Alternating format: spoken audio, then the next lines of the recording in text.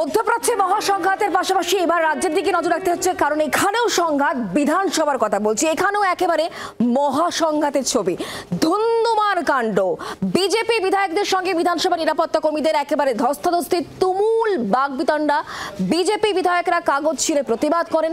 4 জন BJP বিধায়ককে suspend করা হয়েছে। গোটা ঘটনায় বিজেপির তরফ থেকে ক্ষোভ প্রকাশ করা হয়েছে, অভিযোগ দায়ের করা হয়েছে। আর অন্যদিকে বিধানসভাতে আজব একটা ছবিও দেখা গেল।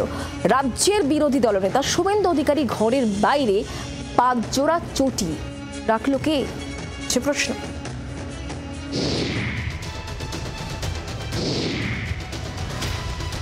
সোমবার বিধানসভার শুরুতেই বৃহস্পতিবারের প্রসঙ্গ তুলে পয়েন্ট অফ অর্ডার তোলেন বিজেপি বিধায়ক অশোক লাহিড়ী।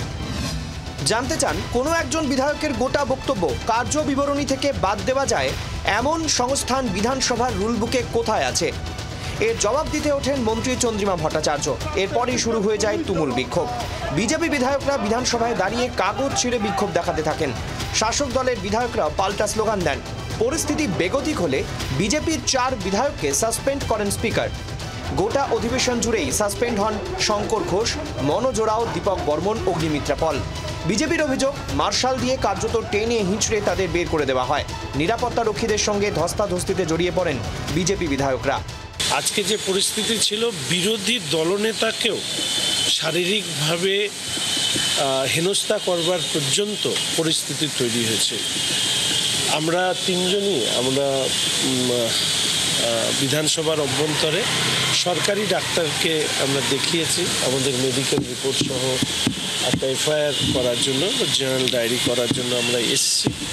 নিরাপত্তা রক্ষীরাও অভিযোগ করেন বিজেপি বিধায়করা তাদের আঘাত করেছেন। বিরোধী দলনেতার দাবি, মিথ্যা অভিযোগ সাজাচ্ছে শাসক দল।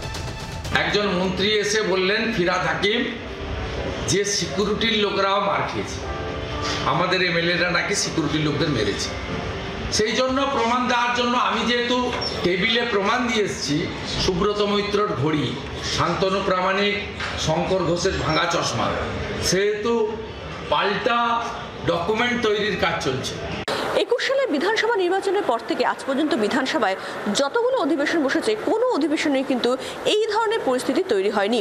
যেখানে স্পিকার তিনি জানাচ্ছেন যে এক্ষেত্রে বিধানসভার মধ্যে কিন্তু বেশ কিছু সরকারি সম্পত্তি নষ্ট হয়েছে, সেই অভিযোগ তার কাছে এসেছে।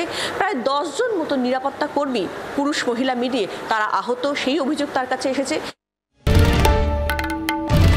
বাংলার আওয়াজ, বাঙালির আবেগ, জি 24 ঘন্টা।